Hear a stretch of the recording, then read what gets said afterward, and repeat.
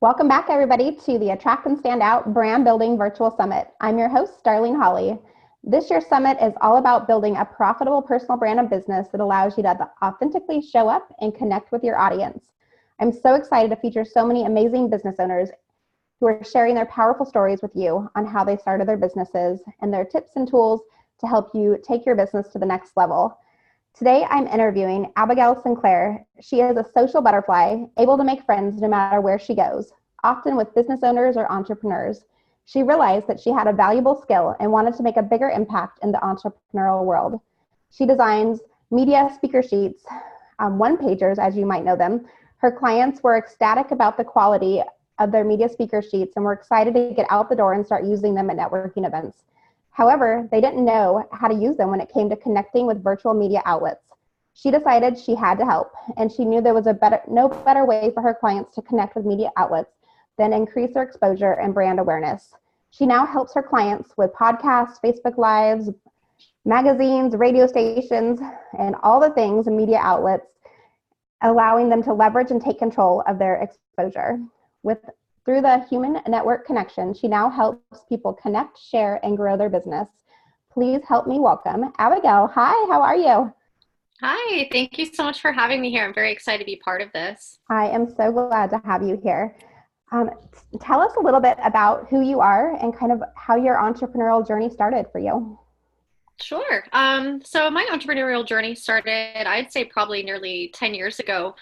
And, I wasn't very happy in corporate world. I felt like, I think a lot of people feel very expendable out in that universe. And so, it just kind of came to me one day, why am I working for other people when I have all of these skills I've learned over, my whole adult working life? Why not start my own business? And so from that point, I started a virtual assistant business, and I pretty much just helped other business owners with graphic design, client management, project management, team management, just kind of anything to help them steady their business and so that they could focus on more important things that they wanted to spend their time on. And then from that point, I was on Facebook and I was just kind of showing off some of my graphic design abilities. And this gentleman called Rob Garcia had seen some of the work that I've done. And he asked me if I'd ever heard of a media sheet or a speaker sheet. And at that time, I hadn't heard of either one of these things and I had no idea what they were. And so he went ahead and connected me with a couple people who were interested in having some of them designed. I went ahead and did that. And that was just kind of how I broke ground on entering, the media industry. That's awesome. And so you just took on these projects then to start out with, and how did it kind of grow and develop from there? Sure. So yeah, I just, initially just started working with a few different clients, designing the media sheets for them. And, like you had mentioned earlier, they were very happy with what they had, but they just weren't really sure how to use it to elevate themselves in their industry, or how to properly use it in networking events, or, to gain more media exposure. So I realized that, just in my networking aspect on Facebook, I happen to be connected to a lot of digital magazines and podcasts and YouTube channels, and I just happen to have all these connections. And so I thought, instead of telling them, go here and apply to this person and go here and apply to that person, why don't I just make a service where I give you all the options that you could ever want? If you're not a very eloquent speaker, maybe you want to write instead, so you can go be a guest blogger for somebody, or maybe your audience is more geared towards blogs. I just had all these avenues for people to go ahead and launch themselves forward in media. And so I decided to put everything I had together in an easy, accessible interface. And so people can just go through the directory and pick out in any industries that they're interested in and go ahead and just apply directly to that person. And usually within 24 to 48 hours, you find out if you're going to be on that show or in that blog or on that channel. So that's awesome. Can you walk us through a little bit when you say like a one pager, can you tell us a little bit about what usually is entailed on there and which things specifically are the most important to make sure that we highlight? Because I think a lot of our audience, they're newer, they're starting out with their businesses, or maybe they've been around for a little bit and they're still wanting to get as much visibility, as much exposure as possible. What things are like the key things to highlight on that one sheet? Sure. So, like I mentioned, there's two different types of sheets. There's a media sheet and then there's a speaker sheet. And the biggest difference between the two is one is just media that you've been on. So podcasts, again, blogs, digital magazines, whatever that might be. And then the speaking side would be any speaking events that you've attended. So, speaker summit, it could be, virtual or in person, with a live audience. You can include workshops and all kinds of speaking opportunities you've had on that. So those are the two main differences. But what you put on either one of those sheets is pretty much the same thing. You can think of it as your resume. That's kind of the closest thing I can relay that to. Yeah, So that you makes want to sense. obviously yeah, so you obviously want to have, your name, a bio, you want to have a catchy headline on there. You want to be able to put your speaking topics, or your media topics, what you specialize in, what you do, what your business does, anything that you're proud of. This could be, any special awards that you've won. Maybe you're a veteran, maybe you're a business, a woman's business owner. It just kind of depends on what you're in and what makes you stand out against everybody else. And then the other things that you want to include on there are going to be, obviously, logos. People love images. We're all very visual. Human beings typically are. Yeah. And the more creative you can get with the design of it, the more that's going to set you apart from other people. And the main reason why you want to have one of these is because when you send it out to, the potential person who you want to work with or be on their show, it just gives them a really easy snapshot to see exactly who you are and what you can bring to them and what kind of value, you can offer their audience. Yeah, no, that's great because and you're right. I like how you mentioned that you feature all your accomplishments, the things that you're proud of, because it's kind of like your accolades, right? Like it's like your badges of honor. Like I've been here, I've seen this, I've done that. This is why you should choose me. So you're kind of basically building a billboard for yourself with all of the highlights, the highlight reels of what you've done. Exactly. Exactly. What do you say to somebody then who maybe they're just starting out and they don't have, maybe they have like their accomplishments maybe from their past careers or different things like that, but maybe they haven't been featured in Forbes or they haven't been on a lot of podcasts yet or some of those big things which we sometimes see other people having. How do you just leave those off and just not have any of that on there, or is there a way to highlight it to where it still looks kind of fancy but without Yeah. having? So yeah, it's a really great question, because I do work with, what I call kind of the underdogs of the entrepreneurial world. Is a lot of people who are just starting out and they're having a hard time gaining visibility and awareness and an audience. And so, when you are just beginning, it's okay to leave some things out, but also think about the way that you word things. I have over 10 years of experience in, the virtual assistant world, but I could easily, present that in a different way so that it pertains more to my business than it does the corporate world. You know what I mean? So you just have to get a little bit creative with your copy, and it can be challenging, but they always say nothing worthwhile is easy anyway. So just get creative. It's okay to brush your shoulder off a little bit here. It's okay to say, hey, I did work in the corporate world for this amount of time. This is my experience. I've been a lawyer for 15 years and now I'm transitioning into this, because that shows that you have dedication. That shows that you have commitment. And these are also things that, other entrepreneurs want to connect with, and they want to see that coming from somebody. So it doesn't necessarily have to be in your new industry background. You can always play towards your strengths in other backgrounds. Yeah, and I love that you mentioned that because you're right. A lot of times we almost want to put our old career kind of behind us when we become entrepreneurs. Like we're like, oh, that's the past. We don't want to talk about it, or we're afraid to highlight it. But those are where our strengths come from. That's where we've had like the life experiences and the exposure. And those, like, you don't need to tuck them away. Like we all have a past. We all have previous careers or previous training. And it's important, I think, to embody that and encompass it and bring it into your business. My background prior to becoming a business coach was in retail management. And when I first started my business, I didn't talk about it as much. Like I didn't talk about how I had, 10 plus years of retail management background. I was just like, well, I'm a business coach now and I have to focus on businesses only. But so much of what I learned in retail management transferred over to the business coaching world, like customer service. dealing with difficult customers, like all of those things. I had all those skills already there. And for whatever reason, I didn't think to pull them out of my toolbox in the beginning. It took me like 2 or 3 years. And I was working with a client who happened to be a retail type background at the time.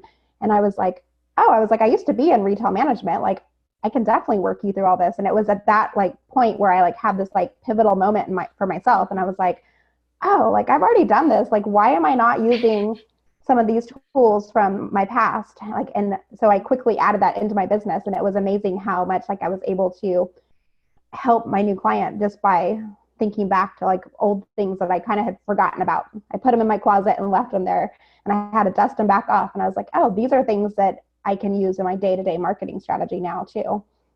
Mm-hmm. Yeah, I mean, literally, it's okay to pull out your old resume that you used to send out for jobs and be like, what can I use on this? Like, what is going to make me show that I have the experience, that I have the knowledge, that I have the expertise, to do these things. And another way, if you don't necessarily, if you haven't been interviewed on podcast, or you haven't really had a chance to really leap into the media world, that's okay too, because there's other ways.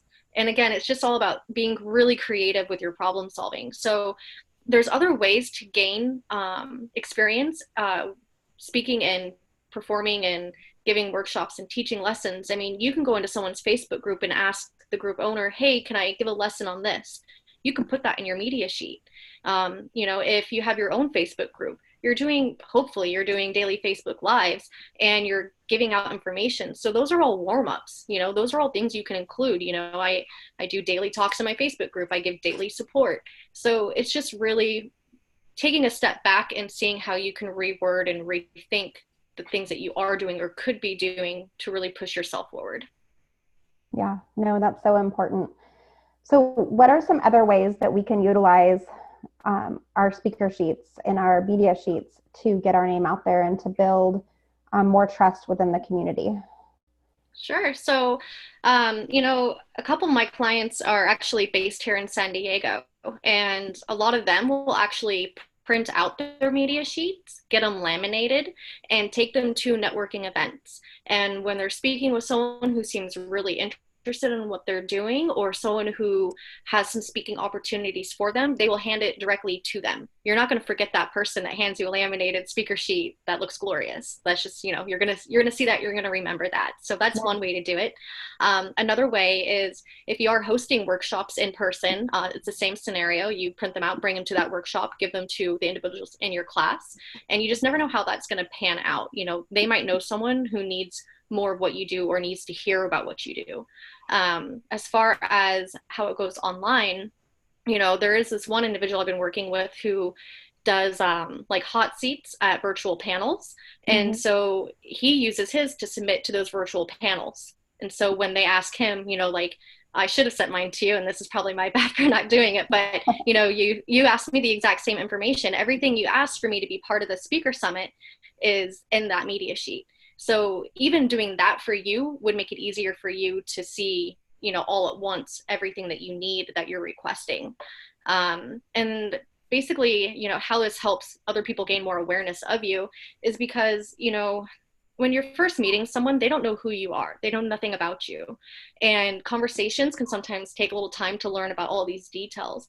But when you hand someone a speaker sheet or a media sheet, they immediately get an opportunity to see a quick snapshot of who you are and what you can do and what you can deliver, what you can bring to their audience, but what value, can you give everybody? So, again, it's all about, looking for different opportunities to use the media sheets and the speaker sheets.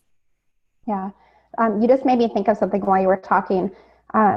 What's the best way to send a media sheet to somebody or a speaker sheet? I know you mentioned like with our virtual summit, like you could have sent that over to me versus answering the questions type thing. And I've had that happen before where, I have a lot of guests even just for my summit here, and I've sent out my list of all the things, and I only had one person who actually sent me a media sheet in the way that you're describing it right now. And that's such a great point, because we forget sometimes that we can create a tool one time, and then we don't have to like recreate the wheel or cut and paste from every single place that we have, our bio and all the different information.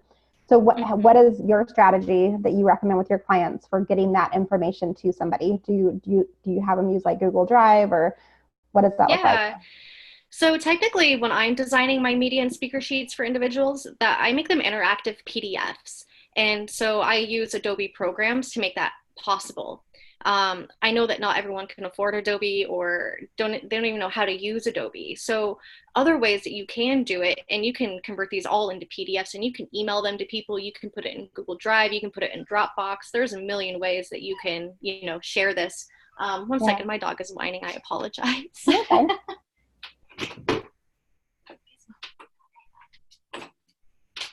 He has really bad separation anxiety, so if you can't see me, he starts freaking out. You just wanted mama. Yep, just a little bit. So, like I was saying, you can distribute these numerous ways. The way I find that's easiest, I just email the PDF directly to somebody. But Okay. as I was saying, is if you don't have the programs, Adobe, in order to do the interactive media sheet, and I'll explain what interactive means in a minute, but you can always use Canva. It's a great free resource. They actually have media sheet templates in there. So, if you're not even sure what goes on it, you can just type in their media sheet, press kit, whatever it is that you're trying to create. Mm-hmm. Yep. I was actually in Canva a few months ago, and I started to make my own media sheet, and I got like halfway done, and I've never gone back and finished it. So this conversation is perfect because I'm going to go back and finish it. But yeah, there's free resources that you can even use to help put this together, and Canva is a great source for that. Exactly. Yep. And, some people might say, Abby, why are you telling people to go somewhere else and create these? Why are you pushing potential business away? And there's enough business out there for everybody. And if you have the skills and knowledge to go make this on your own, then do it. That's beautiful. That's really great. You can take the power and the control and the initiative to make this and get your name out there quicker and faster. I'm all about sharing knowledge and growing together. And the only way we can do that is by sharing, is by, explaining how to do things. It's not all businesses has to be straight business. You know what I mean? Yeah, definitely. You mentioned it being an interactive sheet. Can you tell us more about what that means?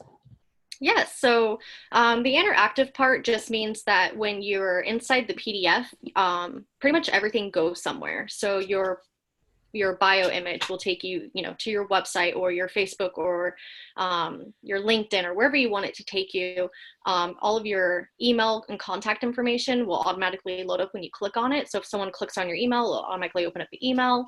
If you decide to have a sizzle reel, which is just a video of you in your element speaking at engagements, or also you can do a sizzle reel for media where you just have a kind of a compilation of your speaking engagements with podcasts, or you have previews of what you've written in blogs and maybe a voiceover.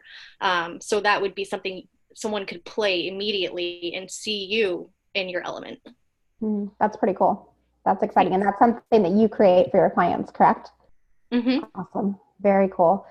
So when I think of you, Abigail, I think of like a major connector, because I know that you've taken your business from creating these one-page sheets to now helping your clients find places to speak and to guest blog and to get on podcasts and to get in magazines and all those different places. Can you tell us a little bit about how that second part of your business works?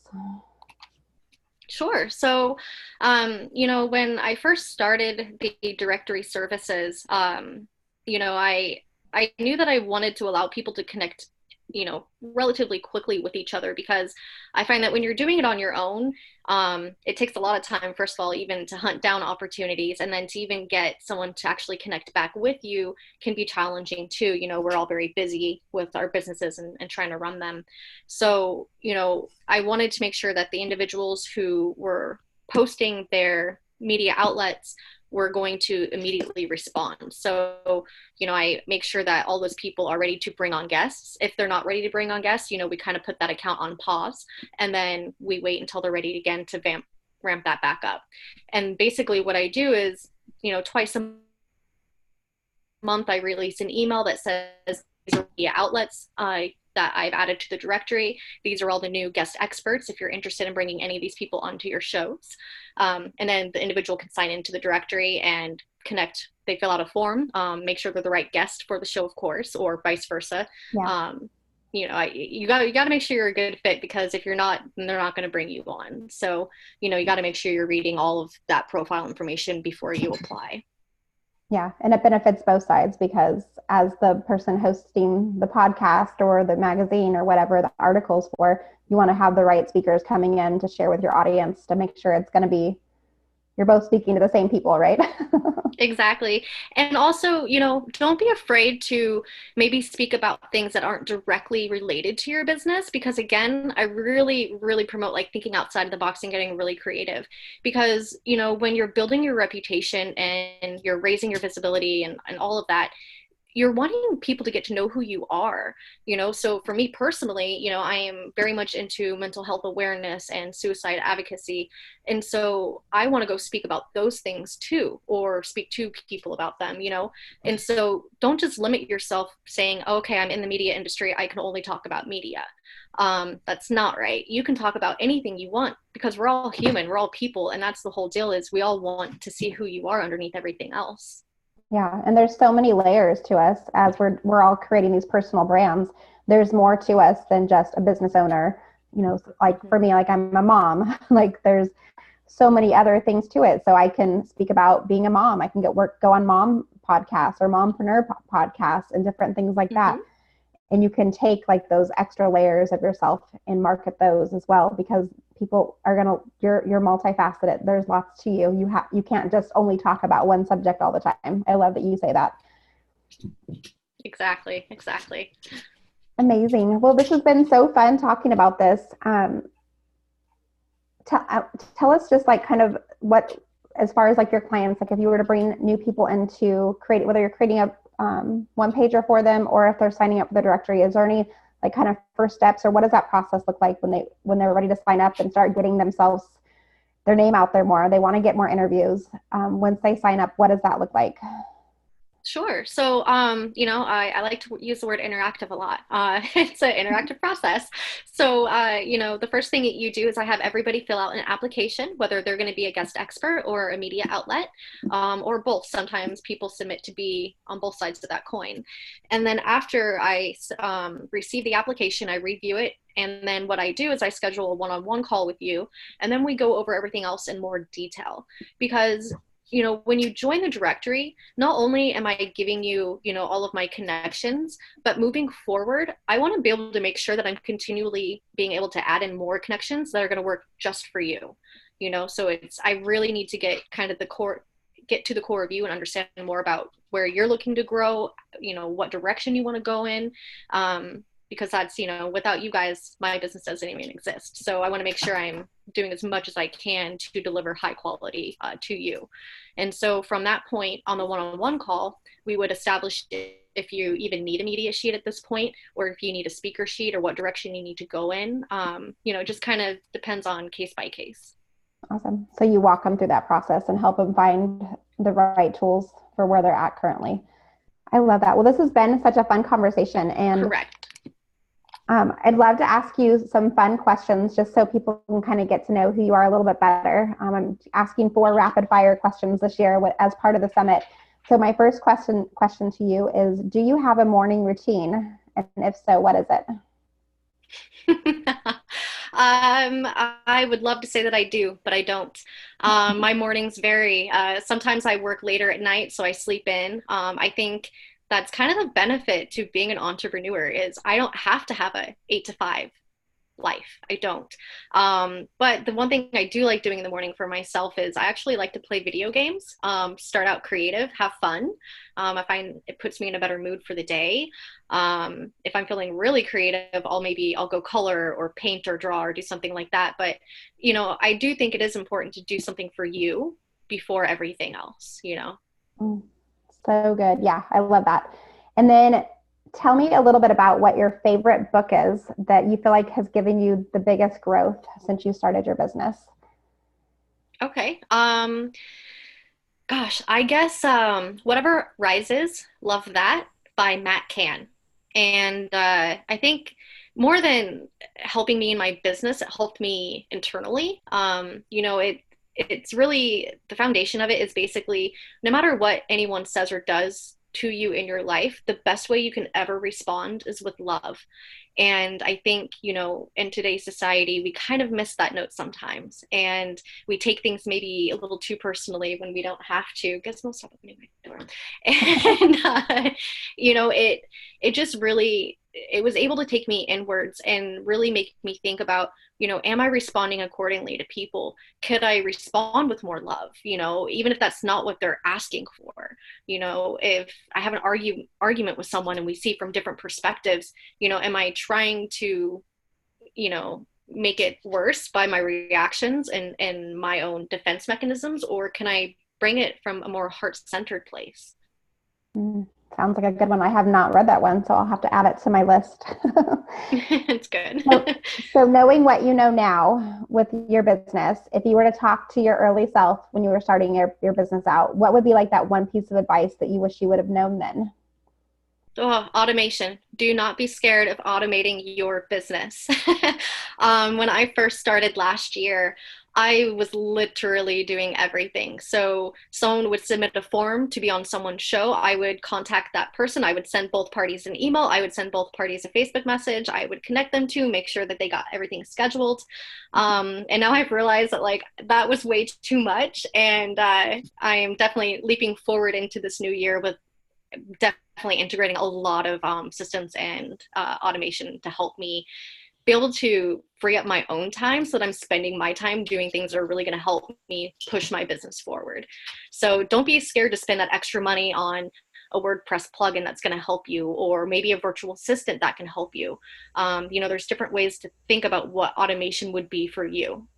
Yes. Yeah. And it's so true, because so many of us, especially in the beginning, we tell ourselves we can't get help, or we can't afford this new software or this tool or that, because, we're just starting out and we just don't want to spend the money, quite honestly, in the beginning, right? Because we're saying, we're working to grow our business, not eat into all of our profits. But as soon as you start doing that, it makes it so much more easy for you to attract the clients that you're looking for and to do the work that actually gets you clients versus all of the behind the scenes stuff that isn't your zone of genius to start with. So true. Exactly. Exactly. All right. And the last question, to kind of tie everything together with the summit, what do you feel attract and stand out means? Attract and stand out. I would say, just be yourself, be authentic, because that's going to attract more people than trying to be somebody you're not. Stand out by picking some causes and that you want to stand up for, like I said, mental health awareness and suicide advocacy. These are great things to do. There's, homeless out there that need help. There's all kinds of things that can make you separate from all the other business owners out there. And I think, when you're first starting out, I think it's even more important to do it, in the beginning stages instead of later stages. Yeah. And it's so good because it just gives you a platform to talk about something different, and you're doing good. And so you're attracting those people that like the cause that you're speaking of, you're attracting them towards you. And then the people that don't like what you're talking about, you're also repelling those people who are not your ideal people. They're not the ones you want to work with. So just finding a cause or a reason to stand up. And it doesn't even have to be like a cause like that. Sometimes it could be like going against the grain for what somebody in your industry is for. You might have a totally different spin on it. So tell everybody what that spin is, because they're going to want to lean in. And if they didn't like or if they weren't in the same thought process as somebody else, they're going to definitely love you even more because you're standing out and speaking up against what everybody else says is normal. Exactly. And, also, when you are deciding on standing up for these things, whether it be something big or small, and I don't even think small really even exists, you know what I mean? I think that's a perspective thing, but don't be afraid if it does cost you audience members or individuals that you thought you should be working with, because I think it's okay to lose those people, because if they're not aligned with you, then it's just going to bring you and your business down anyways in some facet. So, don't be afraid to not make those people part of your business. Yeah, I always say that it's okay when we get those unsubscribes to our email list, right? Because we're taking those people out of, they're not on our list anymore. They're people who don't agree with the way that we do business, or they don't like how we say things, or they're not our people. So I know most of us hold on to that and we're like, oh no, I lost somebody unsubscribed, like, woe is me, I'm not a good business owner, like, this is all my fault, I'm doing everything wrong. And I'm like, no, I'm like, that means you're doing everything right. Like, it's okay. Like, we don't want to have people leave our list. Like, I get that. But at the same time, like, you're weeding out the people that are not your actual people. So know it's okay that you're not paying for somebody to be on your list who doesn't want to be there anyways and doesn't have the same core values and beliefs as you do. Exactly. Well put. Well put. Thank you. Well, I know you have a free gift for us. Can you tell us a little bit about that? Yeah, so my relaunch is coming up in January 2020. Again, I am making those systems and automations in place to help everyone have a better experience. And what I want to offer is kind of a couple different things. So the biggest one is I want to give everyone who's interested a 7-day free trial into my directory. But I also want to be able to give everyone the links to fill out the application and just start that that process and that ball rolling to see, what direction they might need to move forward going here on out. Awesome. Very cool. Yeah. And I know that you have so many great people that you can connect. So if you're interested in getting more exposure out there, definitely connect with Abigail and get those resources going and get your name in the directories so that people know who you are and they can start reaching out to you to either be on your show or for you to be a guest on theirs. And what's the best way for people to connect with you besides connecting through your free gift? Where do you like to hang out and spend most of your time? Facebook, guilty as charged. I love Facebook. I love the fact that we can build relationships on there. And I don't feel like all social media is really geared towards that. There's a lot of really amazing entrepreneurial groups on Facebook where you can connect and learn together. And, that's my zone. That's where I like to hang out. All right. Well, everybody go find Abigail on Facebook, connect with her, get to know her. She's got so many amazing connections and people to that you can be inspired by. So thank you so much, Abigail, for being a part of the summit and spending your time with us. I know everyone's going to love your gift and they're definitely going to take you up on getting some more exposure out there. Wonderful. Awesome. Thank you so much for having me. And, this is such a great opportunity for everyone, not just me, not just you, but all the other speakers and people here. Again, we can't grow without each other, period. We can't have businesses without each other. We all facilitate growth and all of that. So, Awesome. Well, thank you so much for being a guest. Networking, keep growing and just it. Awesome. Thank you so much.